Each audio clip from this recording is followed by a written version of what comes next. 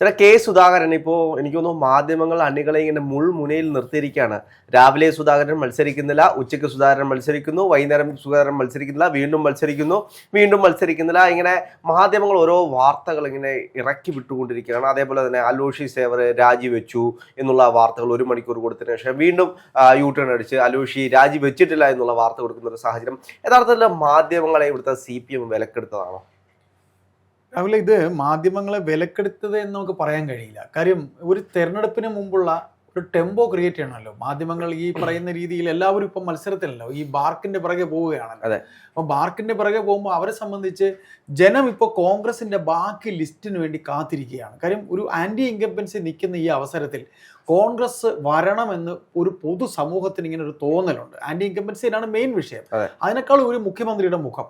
ഇപ്പോൾ നമ്മൾ ആ അഴകിയ രാവണൻ സിനിമയിൽ അവിടെ പാലുകാച്ച് ഇവിടെ ഇങ്ങനെ ഒരു ഉപമ പറയുമല്ലോ, അതുപോലെ ഇവിടെ കോൺഗ്രസിന്റെ വിഷയമാവാതെ ഇവിടെ ജനം അന്തം വിട്ട് നിൽക്കുമ്പോഴാണ് ധർമ്മടത്ത് മുഖ്യമന്ത്രി കൊണ്ടുപോയി അദ്ദേഹത്തിന്റെ പത്രിക കൊടുക്കുന്നത്. അപ്പൊ അതുപോലെ ഇപ്പൊ ഈ പറയുന്ന എന്ത് തന്നെയാണെങ്കിലും കഴിഞ്ഞ ദിവസങ്ങളിൽ നമ്മൾ ഏറ്റവും കൂടുതൽ ചർച്ച ചെയ്യുന്നത് നമ്മൾ ശരിക്കും ടെൻഷനിലാണ്. കാര്യം എന്ന് വെച്ചാൽ ടെൻഷൻ മറ്റൊന്നുമല്ല, നമ്മൾ ഈ പണിയെടുക്കുന്നവരെ സംബന്ധിച്ച് ഇത് എന്താണല്ലോ സത്യാവസ്ഥ എന്നുള്ള കാര്യം രാഹുൽ. അത് മാത്രമല്ല, കഴിഞ്ഞ ദിവസങ്ങൾ ഈ ദിവസങ്ങളിൽ യഥാർത്ഥത്തിൽ ചർച്ച ചെയ്യേണ്ടിയിരുന്ന വിഷയം എന്ന് പറയുന്നത് CPM-നകത്തെ വിമത ഭീഷണിയും കണ്ണൂരിലെ ഇത്രയും വലിയ വിഷയങ്ങളും ഒക്കെ സാഹചര്യം. പക്ഷെ അത് കൃത്യമായിട്ട് കോൺഗ്രസ് ട്രാക്കിലെടുത്ത് കോൺഗ്രസ് കൊണ്ടുവന്ന ഒരു സാഹചര്യത്തേക്ക് കൊണ്ടുപോയി. ഈ തെരഞ്ഞെടുപ്പ് തുടങ്ങുന്നതിന് മുമ്പിട്ട് തന്നെ എല്ലാവരും പറഞ്ഞ കാര്യമാണ്, സീറ്റിന് വേണ്ടിയിട്ട് എന്തെങ്കിലും ബഹളങ്ങൾ, എന്തെങ്കിലും വിഷയങ്ങൾ കോൺഗ്രസ് ഉണ്ടാവുകയാണെങ്കിൽ അത് തെരഞ്ഞെടുപ്പിനെ ബാധിക്കുമെന്ന് എല്ലാവരും പറഞ്ഞൊരു കാര്യമാണ്. അവസാന നിമിഷം കോൺഗ്രസ് കൊണ്ടുവന്ന് കലമടയ്ക്കുന്നത് പോലെ വിസ്മയം വരുമെന്ന് പറഞ്ഞാൽ നമ്മളിങ്ങനെ കാത്തിരുന്ന് അവസാനമായ സമയത്ത് ഇപ്പോഴും വിസ്മയം വന്നിട്ടില്ല. അതിനപ്പുറത്തേക്ക് സുധാകരനെ സംബന്ധിച്ചുള്ള ഒരുപാട് വാർത്തകൾ, ഇത് ജനങ്ങളെ സംബന്ധിച്ച് ജനങ്ങളുടെ മനസ്സിൽ ഒരുപാട് ചിന്തകൾ ഉണ്ടാക്കിയിട്ടുണ്ട്. അധികാരം, അതായത് അധികാരമാണല്ലോ എല്ലാം. ഇപ്പോ CPM അധികാരത്തിലേക്ക് വരുമെന്നുള്ള ഒരു ഭയത്തെ തുടർന്നിട്ട് കോൺഗ്രസ്സുകാരെല്ലാം എങ്ങനെയെങ്കിലും കോൺഗ്രസിനെ വിജയിപ്പിക്കണം എന്ന് പറഞ്ഞിരിക്കുന്ന സാഹചര്യത്തിലാണ് സുധാകരൻ എന്ന് പറയുന്ന മുൻ KPCC പ്രസിഡന്റ്, കണ്ണൂരിന്റെ ശക്തനായിട്ടുള്ള നേതാവ്, അദ്ദേഹം എന്ത് സ്റ്റാൻഡ് പറയും എന്നുള്ള രീതിയിലേക്ക് മാധ്യമങ്ങൾ അവിടെ കൊണ്ടെത്തിച്ചിരിക്കുന്നത്. ഇപ്പോഴും ആരും ഒന്നും പറഞ്ഞിട്ടില്ല. KPCC പ്രസിഡന്റ് ഒന്നും പറഞ്ഞിട്ടില്ല, DCC പ്രസിഡന്റ്മാരൊന്നും പറഞ്ഞിട്ടില്ല, പ്രതിപക്ഷ നേതാവ് ഒന്നും പറഞ്ഞിട്ടില്ല, മുതിർന്ന നേതാക്കന്മാരൊന്നും തുറന്നൊന്നും വേണ്ടിയിട്ടില്ല. പക്ഷെ മാധ്യമങ്ങളുടെ വരുന്ന വാർത്ത ഇതല്ലേ നമ്മൾ യഥാർത്ഥത്തിൽ അണികൾ വിശ്വസിച്ചു പോകുന്നത്. രാഹുൽ, ഇതിനകത്ത് പറ്റിയിരിക്കുന്നതേ ഈ രാഹുൽ ആദ്യം ചോദിച്ച ചോദ്യം ഉണ്ടല്ലോ, അതിൽ എനിക്കൊരു കാര്യം കൂടി പറയാനുണ്ട്. കാര്യം മാധ്യമങ്ങളുടെ ഒരു ചില അജണ്ടകൾ കൂടി ഇതിനകത്ത് നമുക്ക് പറയേണ്ടി വരും. കാര്യം ഈ ഒരു വിഷയം ഉണ്ടായിക്കഴിയുമ്പോൾ ആദ്യം നമ്മൾ കേട്ടത് അദ്ദേഹത്തിന് സീറ്റില്ല എന്നുള്ളതാണ്. അദ്ദേഹത്തിന് സീറ്റില്ല എന്നുള്ളപ്പോൾ അദ്ദേഹത്തിൻ്റെ അനുകൂലികളുടെ പ്രകടനത്തിലേക്ക് വരുന്നു. രണ്ട്, നമ്മൾ കേൾക്കുന്നത് പിന്നെ AK ആന്റണി പറയുന്നു, അദ്ദേഹം ഇങ്ങനെ അദ്ദേഹത്തിൻ്റെ പത്രസമ്മേളനം വരുന്നു, അദ്ദേഹം പറയാതെ പറയുന്ന രീതിയിലാണ്. സത്യത്തിൽ നമ്മുടെ ഇവിടെ തന്നെ നമ്മൾ ഗസ്റ്റായിട്ട് വരുന്ന രാജഗോപാൽ എന്ന് പറയുന്ന സാറുണ്ട്. അദ്ദേഹം എന്നോട് ഉച്ചയ്ക്ക് സംസാരിച്ച് പറഞ്ഞ, അയ്യപ്പദാസെ, ആന്റണി ഇദ്ദേഹം നിൽക്കുമെന്നോ ഇദ്ദേഹത്തിൻ്റെ പേരുണ്ടാകുമെന്നോ അല്ല പറഞ്ഞത്. അത് മാധ്യമങ്ങൾ തന്നെ വളച്ചു കെട്ടിയെടുത്ത് ആന്റണി ഹൈക്കമാൻഡിൽ രാഹുൽ ഗാന്ധിയോട് പറഞ്ഞു എന്ന് പറഞ്ഞൊരു കഥയുണ്ടാക്കി. അപ്പോൾ അതിനുശേഷം സുധാകരൻ മത്സരിക്കുമെന്നായപ്പോൾ സുധാകരന് എതിരെ സ്ഥാനാർത്ഥിയായി നിർത്തിക്കുന്ന TO മോഹന്റെ ആൾക്കാർ അടുത്തൊരു കഥയുമായി വരുന്നു. ഇത് മാധ്യമ സൃഷ്ടിയാണ്. അതിനു പുറമെ സുധാകരൻ ഇന്നലെ മത്സരിക്കുന്നു അല്ലെങ്കിൽ പേരിലെന്ന് പറയുമ്പോൾ സുധാകരന് മറ്റൊരു എതിരാളിയെ ഉണ്ടാക്കി അദ്ദേഹത്തിനെ കൊണ്ട് പത്രസമ്മേളനം നടത്തിക്കുന്നു. രാഹുലെ, ഇതെല്ലാം പറഞ്ഞ് ജയിക്കുന്ന പോലെയാണ് തോന്നുന്നത്.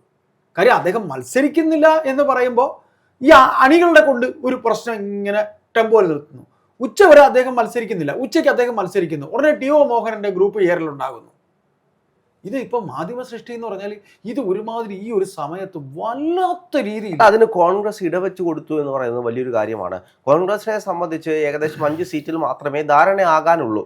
ആ ധാരണയാകുന്നത് അവസാന ലാപ്പിലേക്ക് പോകുന്ന ഒരു സാഹചര്യത്തിൽ കോൺഗ്രസ് ഇത്രയും വലിയ പ്രതിസന്ധി ഒരിക്കലും സൃഷ്ടിക്കലായിരുന്നു. ഇപ്പോൾ MP വിളിച്ച് സംസാരിക്കുമ്പോൾ നമുക്കറിയാം, K സുധാകരൻ എന്ന് പറയുന്നത് മുതിർന്ന നേതാവാണ്. അദ്ദേഹത്തിനെ വിളിച്ച് സംസാരിച്ചതിന് ശേഷമാണ് ഇത്തരത്തിലൊരു പത്രിക പുറത്ത് വരുന്നതെങ്കിൽ, അല്ലെങ്കിൽ അദ്ദേഹത്തിനെ ആദ്യമേ തന്നെ മുൻകൂട്ടി കണ്ടുകൊണ്ട് കൃത്യമായിട്ട് അദ്ദേഹത്തിന് ഒരു ധാരണ കൊടുത്തിരുന്നെങ്കിൽ ഈ വിഷയങ്ങളൊന്നും ഉണ്ടാകത്തില്ല. യഥാർത്ഥത്തിൽ കോൺഗ്രസിനെ സംബന്ധിച്ച് നമുക്കറിയാം, കോൺഗ്രസിന്റെ ഈ ലിസ്റ്റ് വരണമെങ്കിൽ തന്നെ എന്തെല്ലാം പ്രതിസന്ധികളുണ്ട്, അത് എവിടെയെല്ലാം പോയി ആരെല്ലാം വെരിഫൈ ചെയ്തിട്ടാണ് ഒരു സ്ഥാനാർത്ഥിയെ പ്രഖ്യാപിക്കുന്നത് എന്നുള്ള കാര്യങ്ങളെല്ലാം എല്ലാവർക്കും അറിയാവുന്ന കാര്യമാണ്. പക്ഷേ സുധാകരൻ എന്ന് പറയുന്ന നേതാവ് ഒരു ഫാക്ടറാണ്. കണ്ണൂരിൽ അദ്ദേഹം സ്വതന്ത്രനായിട്ട് മത്സരിക്കുകയാണെങ്കിൽ അതിന്റെ പരിണിത ഫലങ്ങൾ കേരളത്തിലെ മുഴുവൻ കോൺഗ്രസ്സുകാരും അനുഭവിക്കേണ്ടി വരും. മുഴുവൻ കോൺഗ്രസ്സുകാരും. ഇപ്പൊ തന്നെ കോൺഗ്രസ്സുകാർക്കെതിരെ എന്തെല്ലാം ആക്ഷേപങ്ങളാണ് ഉന്നയിക്കുന്നതെന്ന് അറിയാമോ? കോൺഗ്രസ്സുകാർ ആകെ നാണം കെട്ടിയിരിക്കുന്ന ഒരു സാഹചര്യത്തിലൂടെയാണ് പൊയ്ക്കൊണ്ടിരിക്കുന്നത്. അപ്പോ യഥാർത്ഥത്തില് ഇതിന്റെ മുതിർന്ന നേതാക്കന്മാർ, ആ മുതിർന്ന നേതാക്കന്മാർ ഇത്രയും രീതിയിലേക്ക് പോകാൻ പാടില്ല. ഇത്രയും തരംതാഴ്ന്ന് പോകേണ്ട കാര്യം ഉണ്ടായിരുന്നോ എന്നുള്ളത് നമ്മൾ ചിന്തിക്കേണ്ടി വരും. അതായത് രാഹുൽ പറഞ്ഞ പോലെ അദ്ദേഹം ഒരു ഫാക്ടറാണ്. അദ്ദേഹം അവിടെ മത്സരിക്കുക. അദ്ദേഹം മാത്രമല്ല, അദ്ദേഹത്തിന് വേണ്ടി ഒരു 20ഓളം പേര് പല നിയോജക മണ്ഡലങ്ങളിൽ മത്സരിക്കാൻ സാധ്യതയുണ്ടെന്ന് പറയുന്നു. അത് പേരാവൂര് സണ്ണി ജോസഫിന് വിനയാവൂ എന്ന് പറയുന്നുണ്ട്. ഇപ്പോൾ ഈ CPM-നകത്ത് വിഭാഗീയത ഒന്നുമല്ലാതെ തീർന്നുകൊണ്ട് ഇവിടെ ഇതിന്റെ പുറകെ പോകുന്ന രീതി നമുക്കറിയാം. കണ്ണൂരിനെ സംബന്ധിച്ച് കണ്ണൂര് CPM ഇത്രയും കാലം ഇല്ലാത്തൊരു വിഷയമാണ് കണ്ണൂരിലെ CPM-ൽ ഉള്ളത്. ആ വിഷയങ്ങളെല്ലാം ആരും അറിയാത്ത രീതിയിൽ എല്ലാം മറച്ചുകൊണ്ട് സുധാകരൻ എന്ന് പറയുന്ന ഒറ്റൊരു മൂടൽപടമായിട്ട് കണ്ണൂർ മൊത്തത്തിൽ കോൺഗ്രസിനകത്തേക്ക് ഒരു വിഷയമുണ്ട് എന്ന് വരുത്തി തീർക്കുന്ന രീതിയിലേക്ക് ആ വിഷയം മാറുന്നു. അപ്പോൾ എന്ത് തന്നെയാണെങ്കിലും സുധാകരൻ ഒരു ഫാക്ടറാണ്. ഇനി ഒന്നുകൂടെ ഇതിൽ പറഞ്ഞ രാഹുൽ, ഇദ്ദേഹത്തിന് സീറ്റ് കൊടുക്കാമെന്ന് പറഞ്ഞ ഉടനെ തന്നെ ഈ പറയുന്ന നമ്മുടെ അടൂർ പ്രകാശിന് ഉടനെ സീറ്റ് വേണമെന്നായി. അദ്ദേഹം ചിലപ്പോൾ അറിഞ്ഞുപോലും കാണില്ല. ഉടനെ അതും ഒരു കഥയാവുകയാണ്. ഇതിൽ മാധ്യമങ്ങൾക്ക്, മുഖ്യധാര മാധ്യമങ്ങൾക്ക് വ്യക്തമായ പങ്കുണ്ട് ഈ ഒരു ടെമ്പോ ക്രിയേറ്റ് ചെയ്യുക എന്നുള്ളത്. ഇതിൽ രാഹുൽ പറഞ്ഞ ഒരു കാര്യം കൂടെ നമുക്ക് പറയാം. ഇപ്പൊ അദ്ദേഹത്തിന് മത്സരിക്കണമെന്നിരിക്കട്ടെ, ഇപ്പൊ അദ്ദേഹത്തിന് മനസ്സിലൊരു ആഗ്രഹമുണ്ട്. ഇവിടുന്ന് വിമാനം കയറി അങ്ങ് ഡൽഹിയിലോട്ട് പോകുന്നു. ഡൽഹിയിൽ ഇദ്ദേഹം കൂടി ഇദ്ദേഹം കൂടി ഇരുന്നല്ലേ തീരുമാനം. ഇദ്ദേഹത്തിന് പറയാമല്ലോ ഈ പറയുന്ന ഇവരോട് എനിക്കൊരു ആഗ്രഹമുണ്ട് എന്ന് പറഞ്ഞാൽ MK രാഘവൻ അനുവദിക്കാതിരിക്കില്ല, ഷാഫി അനുവദിക്കാതിരിക്കില്ല, എന്തിന് VD സതീശൻ വരെ അനുവദിക്കും. ഇത് അദ്ദേഹത്തിന് വേണമെന്ന് പ്രഖ്യാപിക്കുകയും കൊടുക്കില്ലെന്നൊരു വാശി ഇപ്പുറത്ത് വരികയും ഇത് ഈ വാശിയോടെ വണ്ടി കയറി അവിടെ പോവുകയും അവിടെ പോയി ഇങ്ങനെ അങ്ങ് ഇരിക്കുകയും ചെയ്യുമ്പോൾ മറുവശത്തെ വാശി കൂടത്തല്ലേ ഉള്ളൂ. ശരിക്കും ഇത് നേതാക്കൾ തമ്മിലൊരു അകൽച്ചയിലേക്ക് പോകത്തക്ക രീതിയിലും കാര്യങ്ങൾ പോയിട്ടുണ്ടോ എന്നൊരു സംശയമുണ്ട്. അതെ, എന്ത് തന്നെയാണെങ്കിലും ഇതിൽ ഇനി സംഭവിക്കാൻ പോകുന്നത് ജനങ്ങളെല്ലാം കാത്തിരിക്കുകയാണ്. സുധാകരൻ എന്താണ് പറയാൻ പോകുന്നത്? എൻ്റെ ഒരു കാഴ്ചപ്പാടനുസരിച്ച് അവസാന നിമിഷം കോൺഗ്രസിൽ പേര് വരുമ്പോൾ സുധാകരന്റെ പേരുണ്ടാകുമെന്ന് തന്നെയാണ് ഞാൻ വിശ്വസിക്കുന്നത്. പ്രധാനപ്പെട്ട കാരണം അങ്ങനെ ഒരു പ്രതീക്ഷ നമുക്ക് വെക്കാം. അല്ല, അതിന്റെ പ്രധാനപ്പെട്ട കാരണം എന്ന് വെച്ച് കഴിഞ്ഞാൽ സുധാകരൻ മാറ്റി നിർത്താനൊന്നും കഴിയില്ല.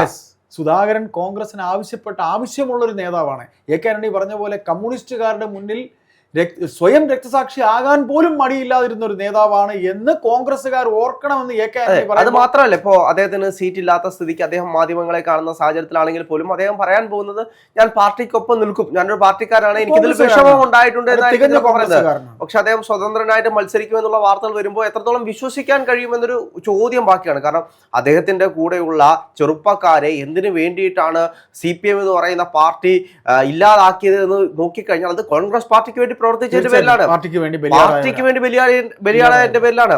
അപ്പം പാർട്ടിക്ക് വേണ്ടി രക്തസാക്ഷികൾ ഉണ്ടാക്കിയ അല്ലെങ്കിൽ ആ രക്തസാക്ഷിയെ സ്വയം രക്തസാക്ഷി ആവാൻ ഉണ്ടായിരുന്ന ഒരാൾ അയാൾ ആ പാർട്ടി വിട്ട് പോകുമെന്ന് ഒരിക്കലും വിശ്വസിക്കാൻ കഴിയില്ല. ശരിക്കുള്ള കോൺഗ്രസ്സുകാർക്ക് അത് വേദനയായിരിക്കും. അത് മാത്രമല്ല കോൺഗ്രസ് അല്ല, അവിടെ രാഹുൽ മാങ്കൂട്ടത്തിൽ പറഞ്ഞതുപോലെ സുധാകരൻ ഒരു കൊടിയും പിടിച്ച് കാസർഗോഡ് ഒന്ന് തിരുവനന്തപുരത്തേക്ക് ഒരു ജാഥ നയിച്ചു കഴിഞ്ഞാല് അതിലേക്ക് താനെ ആള് വരും. അതെ, അത് തന്നെയാണ് യഥാർത്ഥത്തിൽ സംഭവിക്കാൻ പോകുന്നത്. അത് നമുക്ക് ഒരു ചരിത്രത്തിന്റെ നിയോഗം കൂടെ നമുക്ക് പറയേണ്ടി വരും. അതായത് N രാമകൃഷ്ണൻ എന്ന് പറയുന്ന ഒരു പഴയ നേതാവുണ്ട് കണ്ണൂര്, രാഹുൽ കേട്ടിട്ടുണ്ടാവും. ഇദ്ദേഹം 1996 രാമകൃഷ്ണനെ 96 മാറ്റിയിട്ടാണ് സുധാകരനെ അവിടെ സ്ഥാനാർത്ഥിയാക്കുന്നത്. ഈ രാമകൃഷ്ണൻ സ്വതന്ത്രനായി മത്സരിക്കുകയാണ്. ഇങ്ങനൊരു ചരിത്രം ഉണ്ടായിരുന്നു. അതേ ഒരു ചരിത്രം 96 ചരിത്രമാണ്. ആ ചരിത്രം ഇവിടെ ആവർത്തിക്കുകയാണോ എന്ന് ഒരു മാധ്യമപ്രവർത്തകൻ പറയുന്നുണ്ട്.